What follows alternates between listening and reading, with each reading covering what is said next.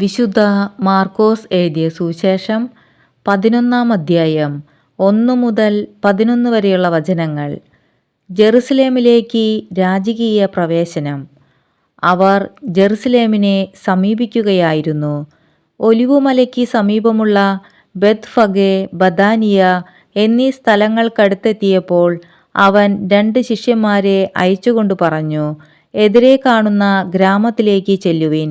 അതിൽ പ്രവേശിക്കുമ്പോൾ തന്നെ ആരും ഒരിക്കലും കയറിയിട്ടില്ലാത്ത ഒരു കഴുതക്കുട്ടിയെ കെട്ടിയിരിക്കുന്നത് കാണും. അതിനെ അഴിച്ചുകൊണ്ടുവരുവിൻ. നിങ്ങൾ എന്തിനാണ് ഇങ്ങനെ ചെയ്യുന്നതെന്ന് ആരെങ്കിലും ചോദിച്ചാൽ, കർത്താവിന് അതിനെക്കൊണ്ട് ആവശ്യമുണ്ട്, ഉടനെ തിരിച്ചയക്കുന്നതാണ് എന്ന് പറയുക. അവർ പോയി തെരുവിൽ ഒരു പടിവാതിക്കൽ ഒരു കഴുതക്കുട്ടിയെ കെട്ടിയിരിക്കുന്നത് കണ്ടു.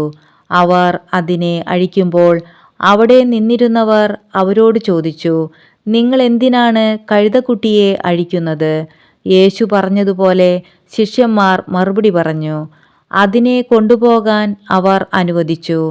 അവർ കഴുതക്കുട്ടിയെ യേശുവിൻ്റെ അടുത്ത് കൊണ്ടുവന്ന് അതിൻ്റെ പുറത്ത് തങ്ങളുടെ വസ്ത്രങ്ങൾ വിരിച്ചു. അവൻ കയറിയിരുന്നു. വളരെ പേർ തെരുവീതിയിൽ തങ്ങളുടെ വസ്ത്രങ്ങൾ വിരിച്ചു. മറ്റുള്ളവർ വയലിൽ നിന്ന് പച്ചില കൊമ്പുകൾ മുറിച്ചു നിരത്തി. അവൻ്റെ മുമ്പിലും പിമ്പിലും നടന്നിരുന്നവർ വിളിച്ചു പറഞ്ഞു, ഹോസാന, കർത്താവിൻ്റെ നാമത്തിൽ വരുന്നവൻ അനുഗ്രഹീതൻ. നമ്മുടെ പിതാവായ ദാവീദിൻ്റെ സമാഗതമാകുന്ന രാജ്യം അനുഗ്രഹീതം. ഉന്നതങ്ങളിൽ ഹോസാന. അവൻ ജെറുസലേമിൽ പ്രവേശിച്ച് ദേവാലയത്തിനുള്ളിലേക്ക് പോയി.